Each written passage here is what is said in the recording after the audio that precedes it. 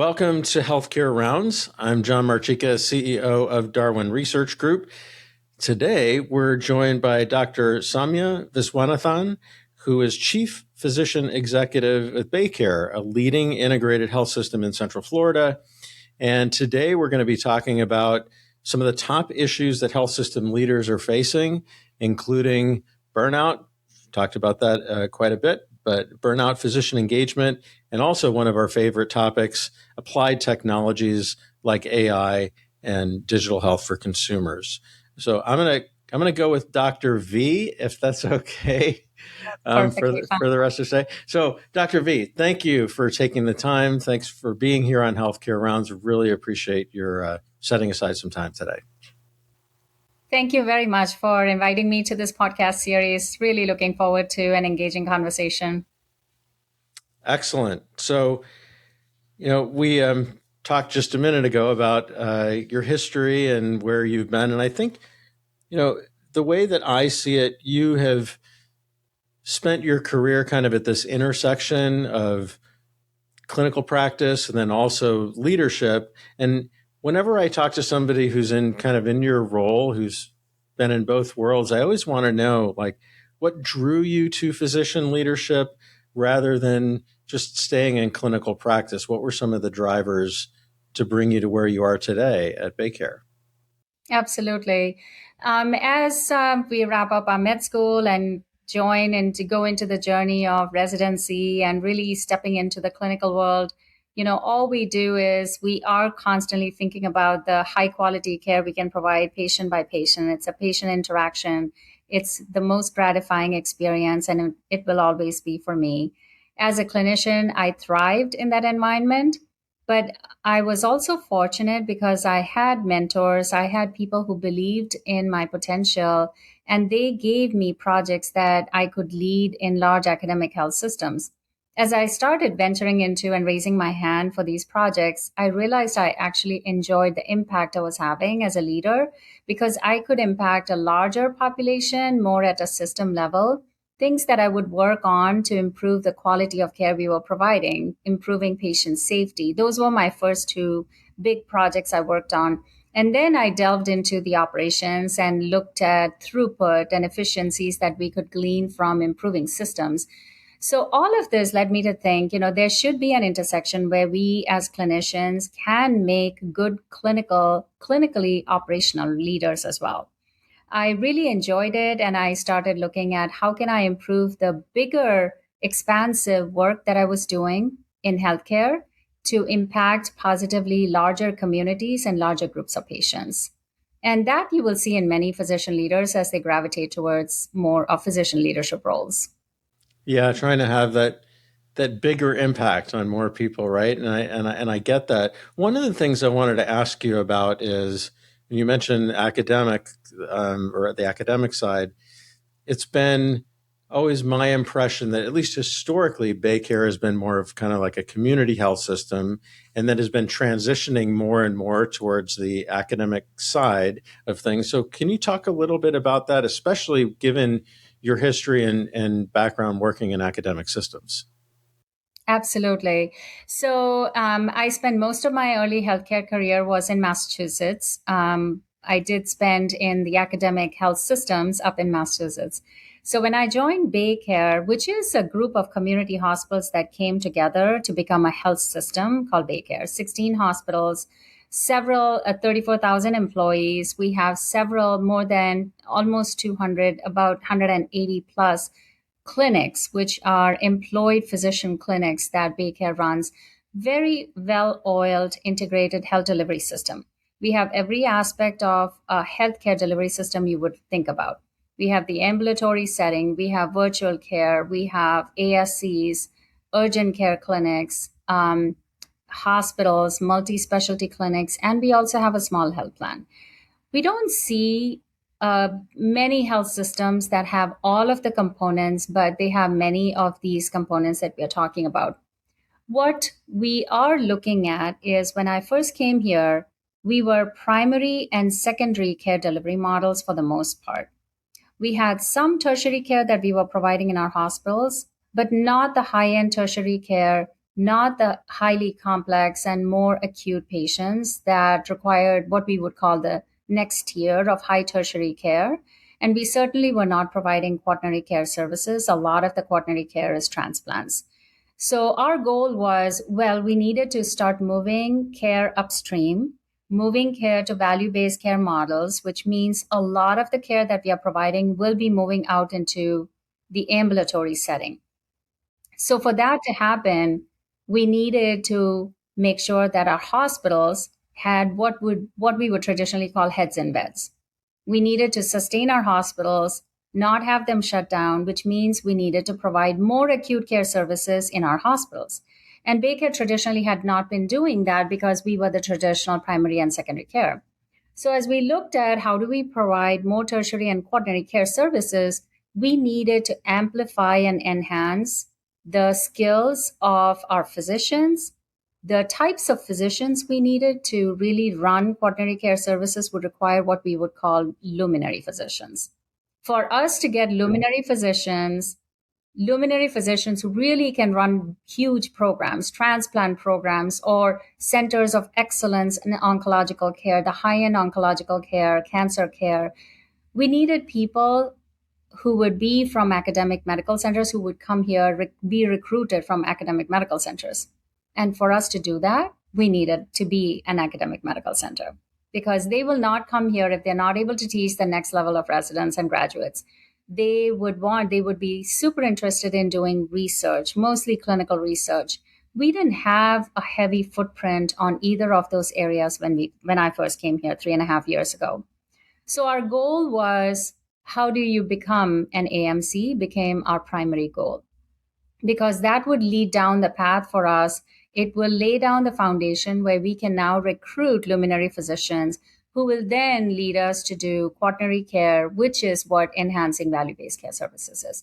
So we decided to go down the path of AMC, and we now have one of the fastest growing residency programs in the country. When I first came here, we had 2 nascent programs, pediatrics and psych, really small programs, 29 residents total. And now we are setting a goal of graduating 200, by 2029, we'll be graduating 650 residents by 2029. A very lofty goal, very, very lofty goal. We are so proud. We have already got almost 300 residents. We went from 29 residents to 300 residents in less than 3 years. And we have also decided to invest heavily in research for the same reason. So when physicians, I'm just thinking about, I want to stay on this transformation just a little bit. When they hear things like strategy or we're moving into this new realm, did you get, in moving towards this academic or bolstering your academic credentials so that you could bring in these physicians, right? Did you get pushback, or did you get, I don't know, a sense of, oh, we don't like this change. We like the way that things have always been. Like, just talk to me a little bit, because a lot of health systems out there, and I know a lot of leaders are listening to this podcast, are trying to make the transition that you're effectively doing, right? And so, what was your response from your physicians? Was it positive, negative, a mix? I'm curious. 100%. We definitely had pushback. I think pushback was driven mostly because of change.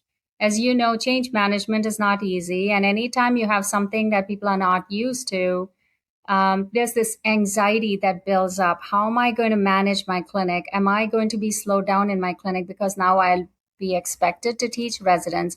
What will this mean? But really, when we go back to the physicians, they had a little bit of anxiety, but they also had a lot of enthusiasm and energy for it, because they all know, every one of us, all physicians have gone through residency program. We have graduated from residency to become practicing clinicians. So there is somebody who taught us, who took the time to teach us. So that was the mantra we used. We said, somebody has taught you, now it's your turn to groom the next generation of physicians who will be in this area. They'll be practicing in this area 10, 15 years later. They'll be taking care of us and our families. And a lot of it was also driven, the physicians do know, a lot of it has been driven by significant population growth that has occurred in the Tampa Bay area over the past few years. Since COVID, we have been rated as the second fastest growing city in the country. After Texas, Tampa Bay has really the numbers have been astronomical. The number of people migrating to this region has been significant, and people came. They came from north, mostly the northern states, the colder states, where during COVID they could also work remotely. So I think many of them figured, well, let's move down to warmer weather. We'll settle down in Tampa Bay and one of the regions, and they came down. They don't bring physicians with them. So population moved. We had a shortage of physicians to begin with. The workforce was already a shrinking workforce. And on top of that, population growth, which was much needed for this region, physicians were feeling the strain. They felt like we need more doctors here. We are not able to recruit fast enough, and we will need some sort of help. So definitely residency program was something that it didn't take a lot of effort from our end, because we let them know we need more physicians. The pipeline, the best pipeline for recruitment of next generation of physicians is residency. We just need them to help engage with us to teach. I think the biggest pushback we received was certain specialties. Surgery, for example. Family medicine was a lot easier. Internal medicine, there was some pushback. But when we started having these town hall meetings and we said, we really don't want to say, this is what you have to do, there is no mandate. We are welcoming people who are interested in teaching. The second piece is we also engaged a lot of physicians who were on the cusp of retirement, and that's a lot of physicians around here. So we engaged with them and said, well, maybe we can help you ease into retirement from your clinical practice if you want to start slowing down on clinical and flip over to teaching the next generation. You have been practicing here for so many years that we value all of the assets that you have brought to the Tampa Bay market. Let us leverage your skills and your talent. If you can push them over to the next generation and they will benefit from it. They loved it. So a lot of the people who are on the verge of retirement are now engaging in teaching with us as teaching faculty. That's a perfect scenario, right? When you can get people to buy in and at the right time in their careers that they can really start, as you say, giving back, right? But you mentioned something, I said it at the onset, we do talk a lot about burnout. In your specific case, though, you talked about the population growth. That's something that you can't run away from, right? I mean, COVID, that's one thing. And the sort of systemic issues of not having enough nurses, not having enough doctors, not having enough teachers in nursing programs, right? To be able to fill those nursing slots. Those are all drivers, let's say, of burnout. But from your perspective, you have this population issue to deal with, massive growth. It's a wonderful place, Tampa Bay, wonderful place to be, especially if you're coming from a colder climate. But from your perspective, in addition to that sort of, population growth driving, what do you see are some of those drivers of just ongoing burnout that may be, almost intractable problems? Yeah, I think some of the drivers are starting to ease off a little bit as health systems are navigating. How do you help physicians do what they are trained to do? So we as health systems, we were not ready for two things. We were not ready for the impact from the pandemic. We were also not ready prior to that on how much electronic health record and the transition to EMR will actually sort of trigger burnout in some ways, because physicians are physicians. What they are trained to do is place their hands on the patient and make eye contact with the patient, really care for them, have those deep, engaging conversation about what is impacting their mental health. And are they doing fine from a family perspective? All those are nuanced things that we don't take into account during that one-on-one interaction the patient has with their physician in the room. And that is something we did not want to take away, and we never ever wanted to take away. We never wanted the physicians to ever feel like I'm burdened now because now I have to do all of the electronic health record charting. So I'm not able to spend time with the patient, which is what I was trained to do. And most of them struggled internally with that. Even though they have a deep commitment to doing the right thing, they also have to document appropriately. They have to make sure everything is documented for various reasons, for the appropriate level of care that the patient is receiving. So, what we found is if we can bridge that gap between the patient interaction and the EMR and the physician in the middle with some sort of help for the physicians so that the physicians don't feel burdened, that could address the burnout. And it took health systems time to figure out what could help them. We all try to do it as fast as we can. Health systems tried to create scribes.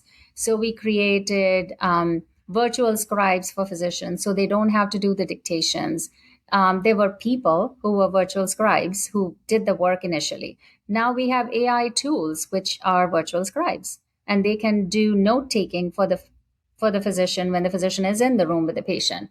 So we are trying as much as possible to make sure that we are using tools that will help physicians so that we get the best of both worlds. We want them to make eye contact with the patient, spend the time they are spending with the patient in the room, really adding that value. And at the same time, we are not giving up on the most important thing, which is documenting and creating a paper chart that is valuable in an electronic health record. That was the first driver. The second one was the number of hours. Physicians through COVID, they really went through a very challenging time where they were caring for the illness burden was so heavy. Patients were sicker. They were spending uber amount of time taking care of the patients, sometimes in lieu of their own health. And so we wanted to make sure that we are giving them the best options to create what we would call hybrid type of work environment, work schedules. So if there were people, fortunately during COVID, we actually embraced telehealth. So telehealth was not embraced as much prior to COVID. This is one of the benefits we got from COVID where telehealth visits became popular. So we cater to not just the current generation of physicians, but the next generation as well, which is looking for that flexibility in scheduling. I remember the first time as a patient. This actually goes back to my Dartmouth days. This is about 2005 when I was really sick and went in for a visit. And it was the first time I had encountered a doctor that spent the entire time with her face in the computer.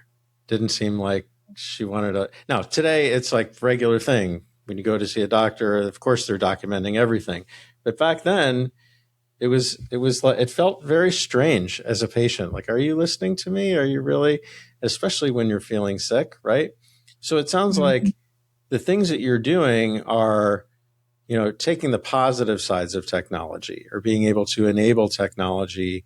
And honestly, Dr. V, I don't hear a lot from other physician leaders about what you're talking about, being able to segment their work, from being able to do virtual visits and things like that. And my follow-up to that is making it sound totally off topic, but I think you'll see that it is on topic. Is reimbursement catching up with that? Do physicians feel like, well, if I'm working from home, am I getting compensated, in the same way? Now, of course, that depends on your model, if they're salaried physicians and whatnot. But is that an issue if, as you continue with virtual care, getting the kind of reimbursement that would be expected or that you would see from an in-person visit? Well, I think, look, through COVID, telehealth visits started getting reimbursed. So that was one of the benefits we got from COVID is embracing telehealth because it was almost like we had to do it. There was no other way to connect with patients, especially in the outpatient clinic setting. But we hope that not a lot of changes will occur to the reimbursement model from telehealth perspective. It'll continue to get reimbursed, but it is not sustainable. So we know that somebody who's coming into the office versus a telehealth visit to be reimbursed at the same rate may not be sustainable long term. But if they start looking at a portion of coverage and not completely taking it out, it will really help. That is one. The second piece is we are doing from a federal government and a state government perspective, we are looking at different models of care that are being reimbursed now, which never used to be the case. Care coordination, now they have come out with all kinds of modeling where it is remote patient monitoring, APCM. You probably heard about APCM. That is being reimbursed now. So if the care coordinators can document what they are doing, that is being reimbursed now. And we are looking at the model for it. We are looking at even the telephonic orders. We are talking about asynchronous care. And will asynchronous care be reimbursed is another option that we are thinking about, and we are having advocacy opinions about, advocacy groups that are talking about should asynchronous care, how should it be reimbursed, etc. So I think people are starting to understand that asynchronous care, which is not giving care at the same time as the patient and the physicians are coming together. So asynchronous care would be a patient would send in a request form through the portal with a question that they have. And the physician will get to that at a time that they will, when they have their downtime or when they are done with their inpatient clinic setting, that's when they will respond to it. That is not interaction is not one-to-one. It's at a time that's convenient for patients, convenient for physicians. All that is taking up additional time, though. We are working on it for the reimbursement piece, but then it's still a different type of care that we are providing. Fortunately, with reimbursements for these types of care, it will incentivize and motivate physicians to continue to use these other facilities. For example, asynchronous care, it's still, our physicians are still doing it. They always did it. We used to call it pajama time. They did it off clinic hours. They would go home at 7 p.m., sometimes 7:30. They would go home, have dinner with their family, and then 9 p.m. to midnight, they would be charting in the EMR. And they would be responding to all these questions that were coming in from patients. And they felt very dissatisfied because they were not getting reimbursed for that additional time. And the argument from physicians frequently you would hear is, well, any lawyer who writes even one line gets reimbursed for the time they take to write that one sentence. It's true. We don't. And that was the argument we always heard. So we talk a lot about AI, right? I feel like we're writing about something AI related every week. Is that part of the solution? Are you able to, or I should reframe the question as, how have you been able to deploy AI or like technologies to be able to claw some of that time back for physicians, right? Because yes, I understand there's the reimbursement side of it, but if somebody's putting in, 12, 14-hour days consecutively, week after week, month after month, I don't care how accustomed you are to working hard, that's going to wear on you, right? And so have you been able, what technologies, I guess maybe a better question, have you been able to deploy that can help alleviate some of those issues? We have worked extensively with so many platforms now, and let me segregate that into different compartments of technology and AI work that we have done. Not all of them are AI; they are sometimes technology solutions. The first one we talked about briefly is the electronic health record. What a wave! We never thought that EMR would be adopted. The adoption of EMR definitely was enhanced, I think, right through COVID. Again, thanks. I'm looking at the benefits and the positives that came from COVID. There were a few. But yeah, there were a few. But with EMR, what happened is, again, it started becoming a burden for physicians because they felt like everyone was scrutinizing. You could not copy and paste your notes.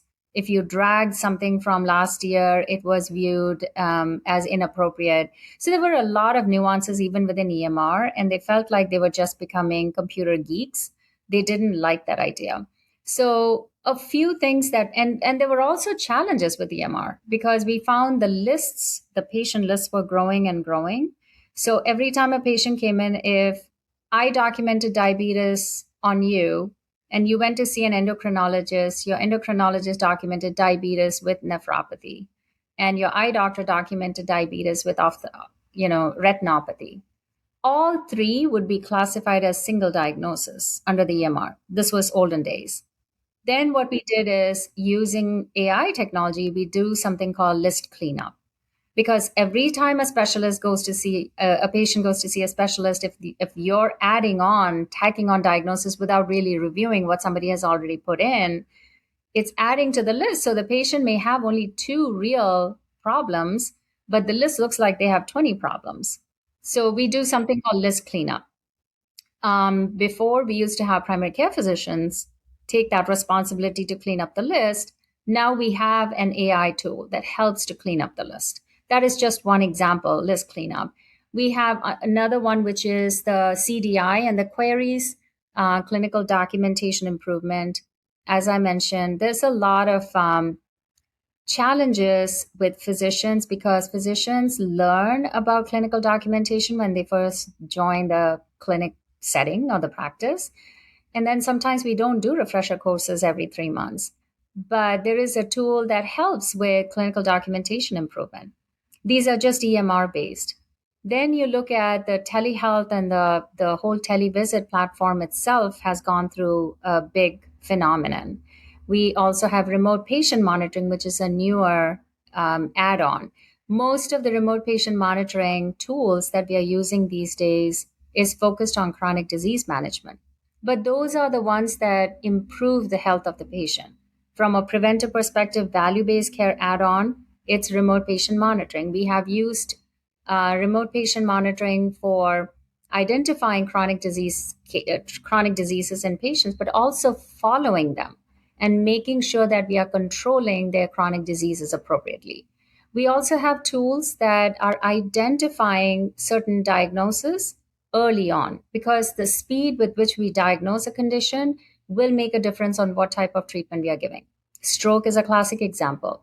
We use a tool that we use for identifying strokes within a few minutes of their symptom because the number of minutes and the number of seconds it takes to identify may change what we are giving as treatment. It's a diagnostics to treatment aspect.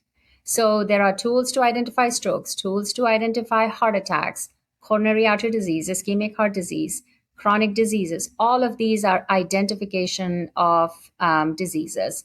And then you look at some of them which help with operations, which help the patient and the physician interaction.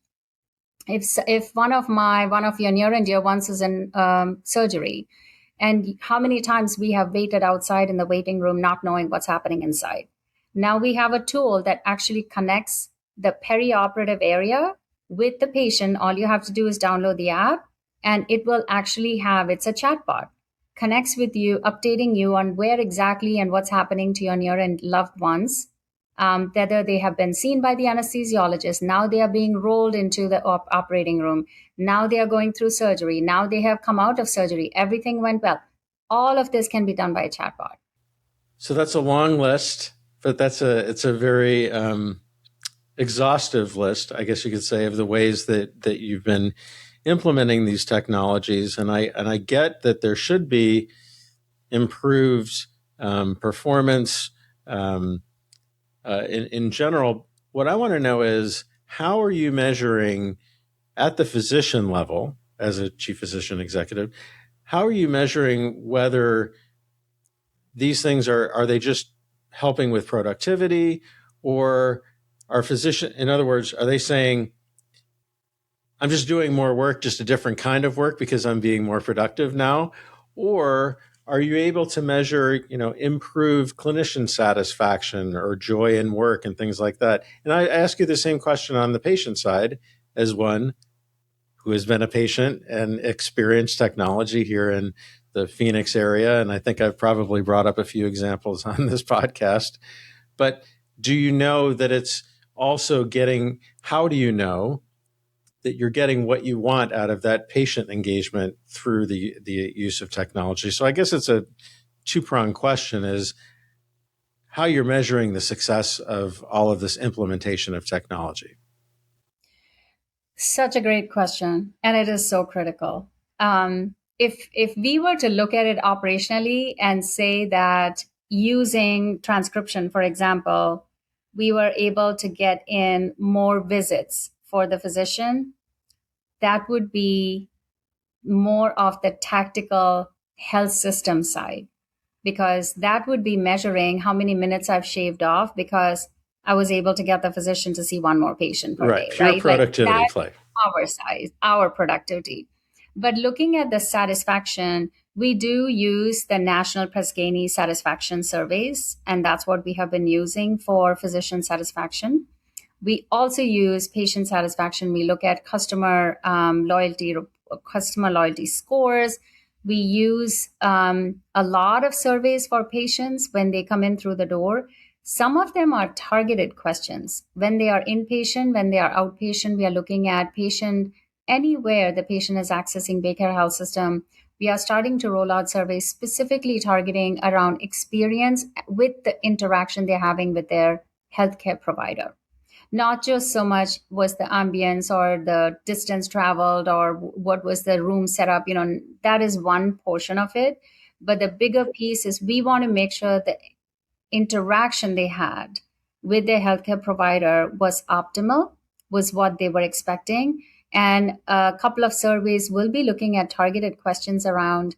One of them, we were actually toying with the idea of saying, was your physician or was your healthcare provider making eye contact with you, spending enough time with you to your satisfaction? I mean, we have to have targeted questions for us to really understand the patient side. And surveys are done. We're doing pulse surveys, but we also do the annual surveys. And physicians, the first few years after COVID, I think, EMR, we went through the same thing. Most of the questions, 90%, were related to physicians sharing satisfaction or dissatisfaction about EMR. Well, now the EMR part has trickled down a little bit. Now they are talking about, I really love what I'm using from an AI tool, transcription, for example. They actually say yes or no about it, and they come out in the survey. They have comment section. So you're able to then react, I guess, at a more specific level when you have the answers to those questions. So Yeah. who's been more resistant to these changes? Has it been the patients or have been the doctors?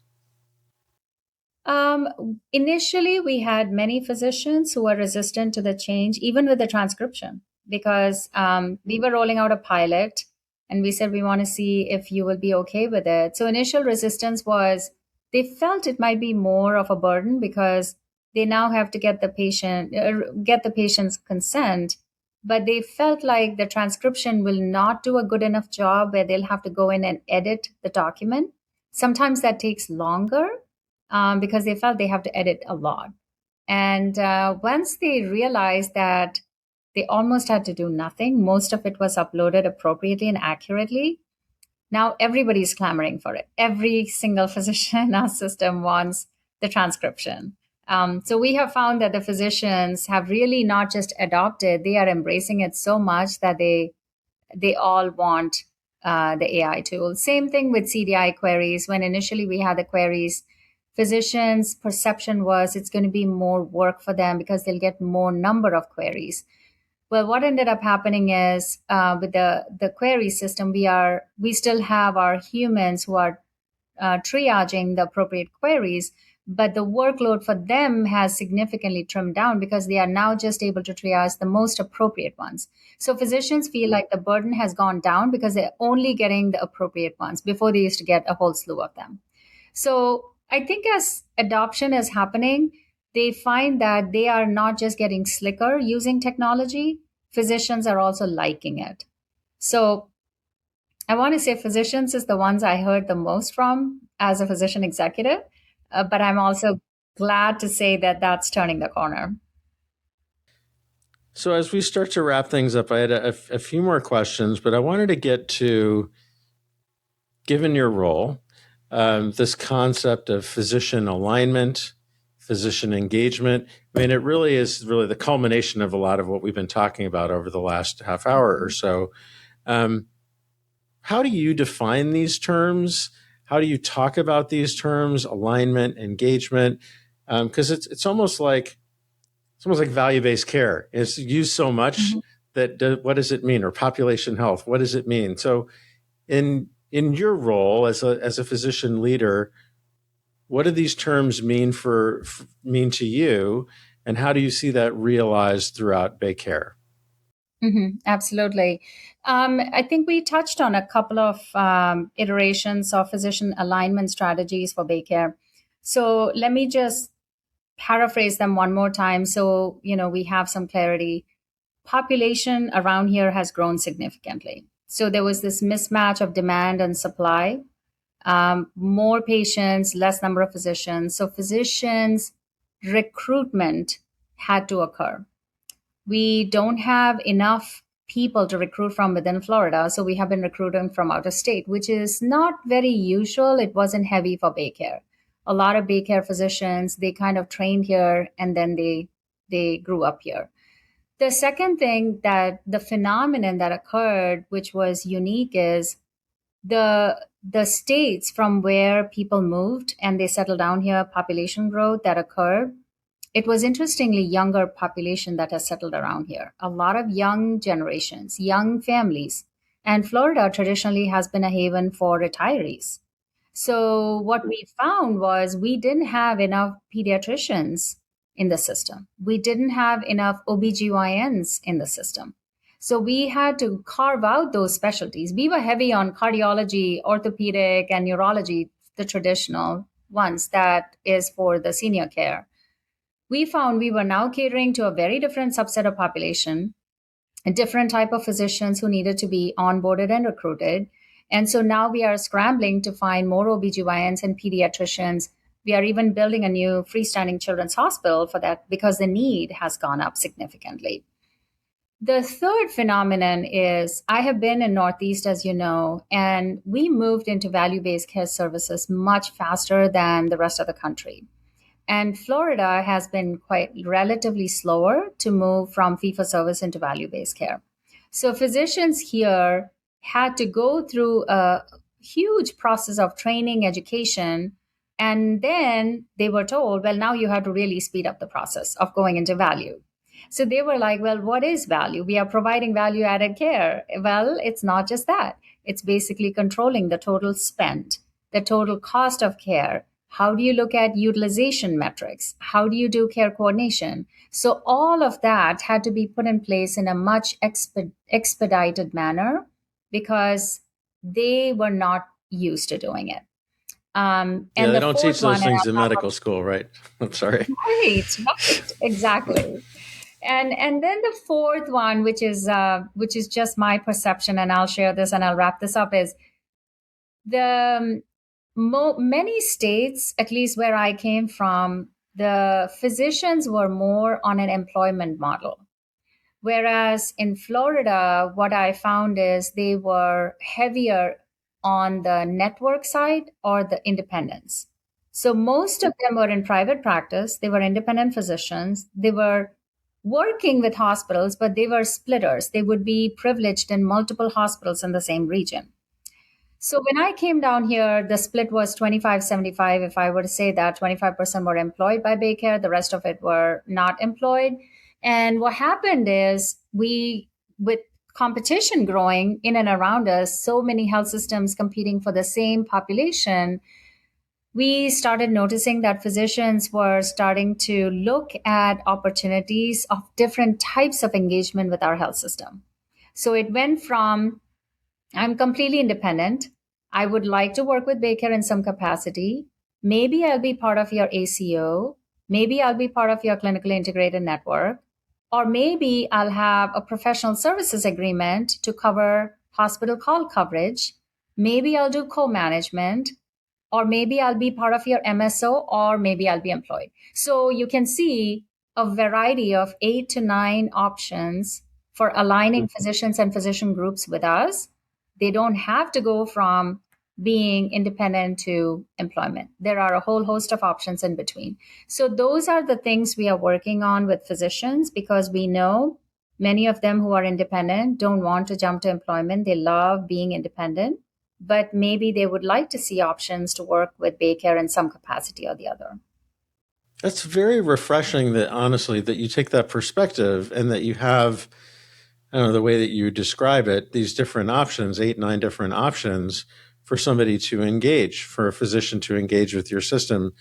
I admit, I normally think of it as sort of like a light switch, either on or off, employed or not. But that's a nice way to get people into the system and engage with the system, maybe without being entirely 100% employed. And I would bet you would say, because I've heard this from physicians before, that there's just as much value from those independent physicians as they have maybe a different perspective than the ones who are fully on board and employed, right? Or maybe under some kind of MSO. And so you're getting the benefit of all these different worlds from the ways that physicians engage with you as a health system. Yes, very well said. Yes, absolutely. We're a little bit over on time, but I wanted to ask one more question, simply because of your role and the fact that you are a woman, and that is women in leadership. And usually when I get women leaders on, I'd like to ask these kinds of questions. And so, broadly speaking, what sort of today, I'm saying 2025, what sort of barriers do you see that persist in getting women into, whether they're physician leaders or not, getting women into leadership roles? So the first question is around barriers that persist. And actually, I'm going to leave it at that. I'll have my follow-up question, then we can wrap it up. Okay. Well, I will give you a very candid response to this because I truly believe in gender agnostic leadership traits. I think if people have talked about barriers for women in leadership, I believe that the barriers exist in my head, and I just need to get over it and get ahead of the game. Do we have to work harder to prove ourselves? In some circumstances, yes. Maybe the number of opportunities that somebody would get as a woman leader may not be as much as somebody would get if they are not a woman. If they are male leaders, they probably get more opportunities. But I have to say that has really the difference between men in leadership and women in leadership has become slimmer and slimmer. That difference has slimmed down over the past at least the past decade or so. And yet we find more and more women who are not coming forward to become leaders. For me, my challenge is motivating and inspiring women to say, you can be a good leader. You have all the traits in you to really rise to the occasion and prove it. People, especially women, they feel like they cannot do it, and it's in their own inner beliefs. Their own inner belief systems are the biggest hurdles. They have to overcome that because they have it. They can do it. They just need to believe in it and apply for the jobs and show that we can do it just as well. I hope I responded. You did, and you actually answered my second question. So thank you so much for that. I wanted to do, before we wrap up, I've got a lightning round set of questions, which really just a word or a phrase response. We don't have to get into, long, detailed answers, but it's really more for fun than anything else, Dr. V. So here we go. You ready? Yes, of course. All right. First one leadership lesson you learned later than you wish that you had. I have learned, and this is a fact, that sometimes if things don't happen the way we want them to, they are just delays. They are not denials, because a lot of times people pivot and they feel like they have to take a different track and a different approach because they've been denied something. But we have to scrutinize ourselves and look carefully, because they might be delays and not denials. So I have learned about the fact that I need to have more patience. It's probably a delay, not a denial. Excellent. That's more than a few sentences. So maybe we should. Well, my clarification of the question wasn't, it should be quick, and I wasn't quick either. So we'll go on to the next one. A technology that you're optimistic about and one that you're cautious about. AI. Is that yes to both? AI, both. Yeah. I am cautious about AI. I worry about the pace, so I'm explaining this more. I'm worried about the pace with which AI is moving forward and the trust that we have that AI can do a lot of things. But AI in healthcare, we have to be cautious at the same time. It's not going to be an all or none phenomenon. But at the same time, I'm excited about it too. Best advice that you would give a physician who's considering a leadership role? Physician leadership, it's an exciting journey. It's not a one-stop shop where you start and end in one place. It's a journey, just like how it is becoming a clinician. So they have to be prepared for the excitement throughout the journey. It's not one destination. They keep evolving, they keep growing, they keep learning new things every single day. Excellent. And then this one may be challenging, but I'm going to ask it. One metric that you trust and one that you're skeptical of. So any metric that involves quality and patient safety, I trust, whether it's patient related, physician related, because these metrics have been hardwired, over the past few decades. A metric that I'm concerned about or skeptical about is I'm still skeptical about some value-based care metrics because they haven't been refined enough. And we keep hearing about this. When you have to compare with a benchmark, which is a national benchmark, and the national benchmark can vary every year, we don't know how the rest of the systems are doing nationally, then I become skeptical about really saying, okay, I haven't improved enough. Because personally, I would have improved, but if the rest of the country has done a much better job, then I look terrible. Whereas really, I have actually improved. So those I'm skeptical about. I still don't know how to manage those. I feel like we go back to the raw scores at that time.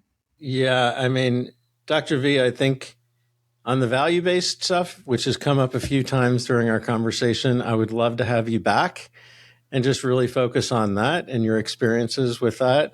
But I know we're out of time, so I just want to say thank you again. I appreciate it. This has been terrific, and again, I hope to have you back. Fantastic. Thank you so much for your time. I truly appreciate, and I think I enjoyed it as much as you did. Thank you. Happy holidays. Happy holidays. And that'll do it for another episode of Healthcare Rounds. If you like what you heard, please make sure to rate, review, and subscribe wherever you get your podcasts. Today, our guest has been Dr. Sowmya Viswanathan, who is Chief Physician Executive with BayCare. Again, as I said, thanks, and we'll see you next round.